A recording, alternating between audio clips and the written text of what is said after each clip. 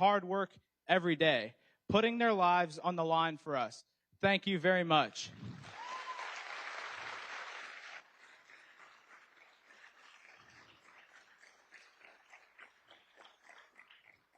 I could not continue without thanking a few more instrumental people to our chapter.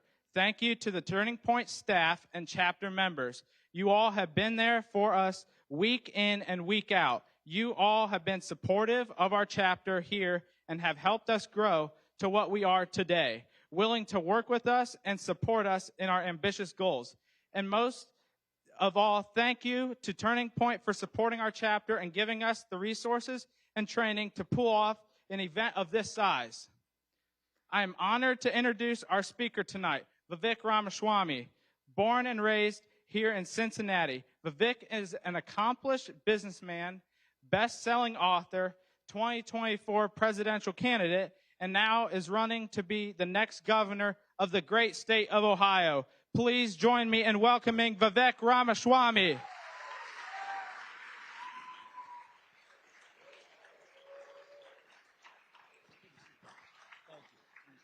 Cooper? Yep.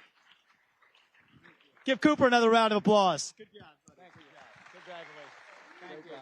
Thank you. Yep. Let's have a great night. I appreciate it. And I want to also just kick this off with, we got the next generation here, but we also have somebody who from the prior generation who affected my life, a very special person who drove all the way to be here. Surprised me tonight, was my first grade teacher from Evendale Elementary, Mrs. Hendel. She came out tonight. Thank you, Ms. Hendel. It's great to see you. Thank you.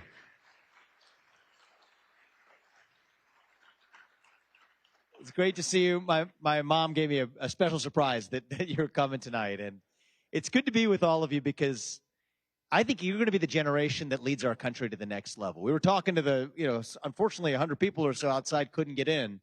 They braved the cold. I'm going to tell you what we told them and to kick off our conversation tonight.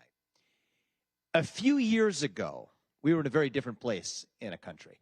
Even last year, 15 months ago, we were in a very different place than we are now. We were in the thick of a national identity crisis. Faith in God, patriotism, hard work, family had disappeared in so much of our culture. Our young people even in my generation, millennials, we were hungry for a cause. We were hungry to be part of something bigger than ourselves. And yet so many could not even answer what it meant to be an American. And then in 2024, we succeeded in defeating that left-wing woke orthodoxy. We sent that back home where it belongs. We won at the ballot box when we sent Donald Trump back to the White House. That was a victory that allows us now to get to the hard part. So we did the easy part in some ways back then was defeating the left. The hard part now is asking ourselves, who are we and what do we actually stand for? Not just as Republicans or as conservatives, but as Americans. That's the hard work we have cut out for us ahead. We are in a different place in our culture. Charlie Kirk understood this well. The reason I'm here is in part to continue his tradition of having open exchanges of dialogue on college campuses. He always said, the best way to defeat lies is not with censorship. It is truth spoken with courage. That's who we are as Americans.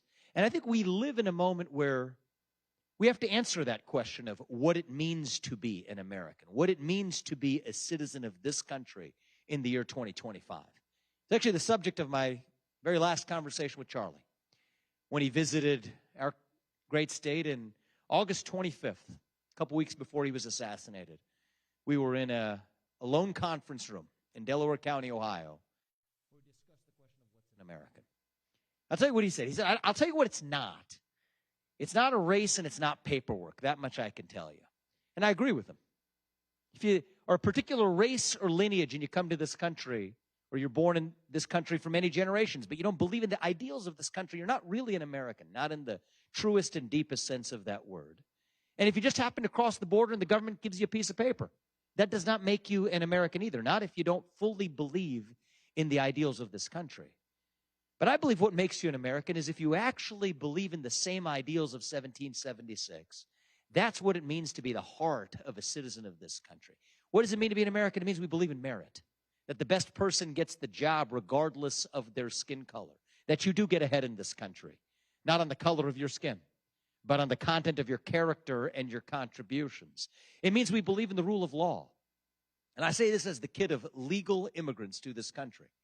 That means your first act of entering this country cannot break the law. It means we believe in free speech and open debate, that you get to express your own mind freely without the government censoring you, as long as your neighbor gets to in return, that you could speak on a college campus without fear of somebody putting a bullet in your neck. It means we believe that words are not violence, that violence is violence, and that violence is never an acceptable response to words. That is the American way. It means we believe in accountability. It means that we're heroic, brave, and when called upon, we're going to do what's right for our country in our hour of need. It's more about than just our constitutional principles. It's about a culture born in the wake of those constitutional principles. It means that we're brave. It means that we take risks, that we're ambitious. You know what? We're the country, and in fact, here in Ohio, the state that put a man on the moon, the first man to make it into orbit around the earth from the United States of America, from not far from where we are right here in Ohio. Sometimes we take those risks. We fail. We pick ourselves up and do it again. We're curious about the world around us while still believing it is our manifest destiny to lead it. That's who we are as Americans. That's what our founding fathers believed in. And for a while in the last half decade, we lost that culture of American greatness, that culture of conviction. This culture of fear spread across our country, a fear that spread like an epidemic. Faster than COVID-19 was the culture of fear that said if you said the wrong thing, you'd be labeled a racist or a bigot or a homophobe or whatever. That culture of fear is now behind us, and we don't have to be afraid to stand up here and speak the truth with conviction. The truth that God is real, that there are two genders, that fossil fuels are a requirement for human prosperity, that reverse racism is racism, that an open border is not a border, that parents should determine the education of their children, that the nuclear family is not a bad word, but it is the greatest form of governance known to mankind, that capitalism is not a bad word. It is the greatest system known to man to lift people up from poverty, that there are three branches of government, not four, the administrative state, and that the U.S. Constitution, it is the strongest and greatest guarantor of freedom in human history. We can say these things because they're true. And that's who we are as Americans. We are able to speak that truth without fear. Now, I understand that many young people, I talked to a few of you outside, a lot of young people are skeptical of that vision of our country, skeptical of the American dream, because today you feel like, okay, maybe you did your part, you go to college, you graduate. Well, that American dream feels a little bit out of reach for you. You can't afford a home by the age of 30 in the same way you were used to, maybe in 3 or 4 generations ago. You feel like you work hard, play your part, but are not quite getting ahead in an economy where prices are going up faster than wages. I understand why a lot of young people are cynical about the American dream, but my advice to your generation is you can't be cynical about our country because we're still the last best hope we have on planet Earth for a country where you could still work hard and get ahead and speak your mind freely and achieve the maximum of your potential with your own hard work and commitment and dedication. Are we perfect? Of course we're not, because we're a nation composed of human beings and not gods, and a nation with ideals will always fall short of them. But I would rather live in a country that has those ideals and falls short than to live in a country with no ideals at all. That's my ask of you. Now, your ask of people like me who are aiming to lead our country at different levels, I'm aiming to lead our state of Ohio, should be to stand for that American dream for you once again, to revive a new American dream where you can afford a new home. Because we're building more homes by getting local red tape out of the way, you increase the supply and bring down the cost of housing. Where you can afford your electric bills because we're producing more energy to bring down the cost of electricity in an age of AI data centers. To make sure that you're able to afford health care by intelligently using health savings accounts and other tools in the future that make health care affordable to young people who otherwise can't afford those health insurance premiums. To make sure that we bring back even that culture of free speech. I understand why you're cynical if you see a guy you admire go into a college campus and shot in cold blood while he's speaking his mind freely. But to revive a culture of free speech where we reject that violence. To be able to go into the inner city of Dayton or Cincinnati or Columbus or Cleveland without fear of being assaulted or mugged on a given night. That, too, is part of a new American dream that we're going to revive right here for our country in Ohio. And I want to say a word about Ohio. Okay, you all are going to school here. Many of you were born and raised here. I went to St. X High School. We got any bombers in the house today? We got a bunch? That's good. We're going to be careful about saying it that way. And here we have great security. I mean, St. X bombers is what I meant, all right? So that's good. We got a couple guys from Centerville, and I'm glad. We got a lot of young Ohioans in this room tonight. It's worth remembering who we were as a state ourselves. By the way, Miami University, you guys most of you probably know this, one of the few college campuses in the country where you have as your alumni both a Super Bowl quarterback and a U.S. president. Anybody have any idea who those were? Unfortunately, I got to admit the Super Bowl quarterback was Ben Roethlisberger. I'm a Bengals fan. I got to admit it. Truth is truth. But we also have, President Harrison was a graduate of Miami University. But you think about our state, right? We've fallen into the trap of seeing ourselves living in the shadow of Texas or Florida. Right? Those are great states in the last half decade, have paved the way and set an example for the country. But I will remind you that it was not long ago that it was Ohio actually leading the way for the United States of America. At the turn of the last century, we were actually the wealthiest state in the Union. We led the first industrial revolution. Even in 1950, 6 of the top 15 wealthiest cities in America were actually right here in Ohio. Toledo was the glass capital of the world. Akron was the rubber capital. Youngstown and Cleveland were the steel production capitals of the Western Hemisphere. Dayton led in computing. My hometown of Cincinnati, where we were for one of these events that you see on Monday night. Cincinnati was known around the world as the Queen City, the city of the pioneers, the explorers, Porkopolis, they called us, and the consumer products capital of the West. That's who we were as a state.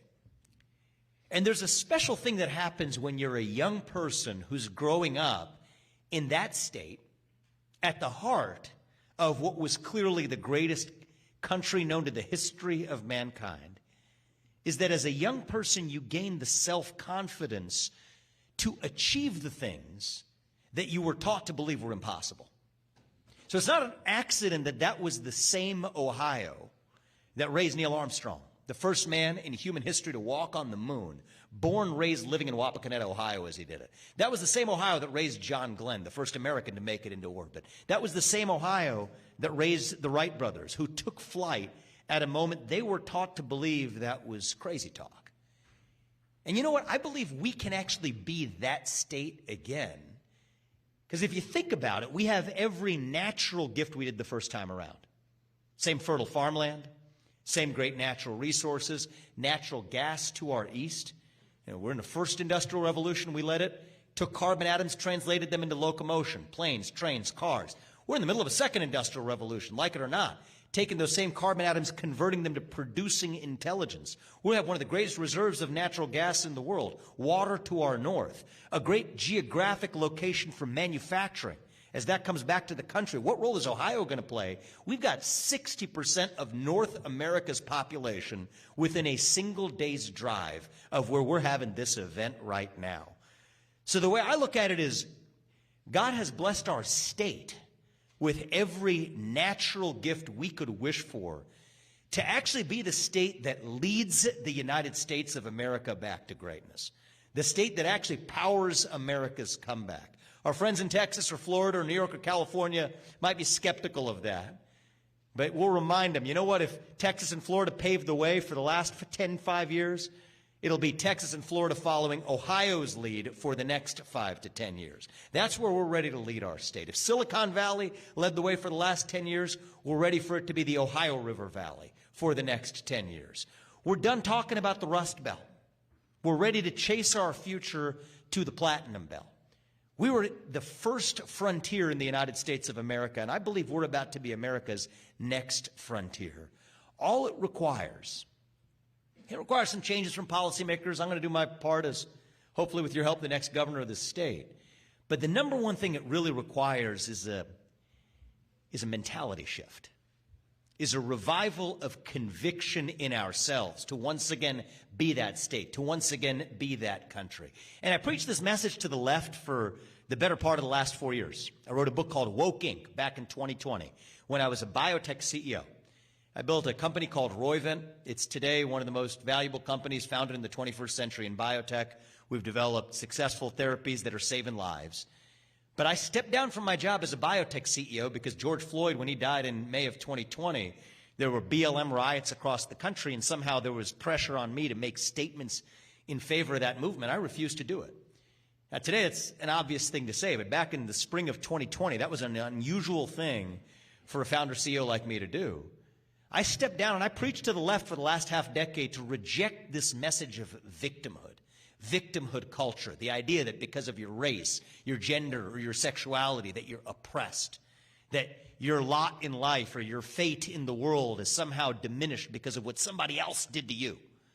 That's what I spent the last half decade doing. I wrote Woke Inc. I wrote a book called Nation of Victims, basically just repeating that message in different ways. And as I said, at the ballot box, we won last year. But now comes the hard part, where I don't want to just preach that message to the left. I want us to swallow a bit of our own medicine too. The number one person, the number one factor that determines whether you achieve your goal in life is actually you. Not saying it's the only factor.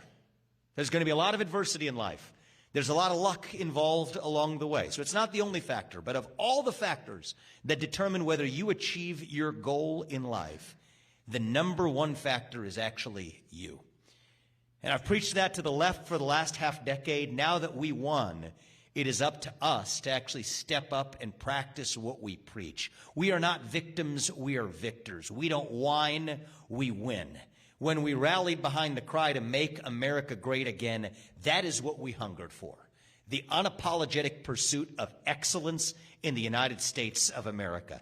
That is what the American dream is about. And I know that American dream exists because I have lived it. We will fight every day for my kids, for you all, and the next generation to live that American dream to the greatest heights we've seen. There is no Canadian dream. There is no British dream. There is no Chinese dream. It is the American dream for a reason. It is what makes American exceptionalism possible. I believe deep in my bones this is the greatest country known to the history of mankind, but we have a responsibility to keep it that way, and it will be your generation that shoulders not just that burden, but carries that opportunity, and we're counting on you to make this nation prouder than we have ever been. So thank you, Miami. We appreciate you coming out tonight. We're just getting warmed up. We'll open this up to Q&A, but thank you again for the warm welcome. I'm looking forward to discussion tonight. Thank you. Thank you. Thank you. Thank you.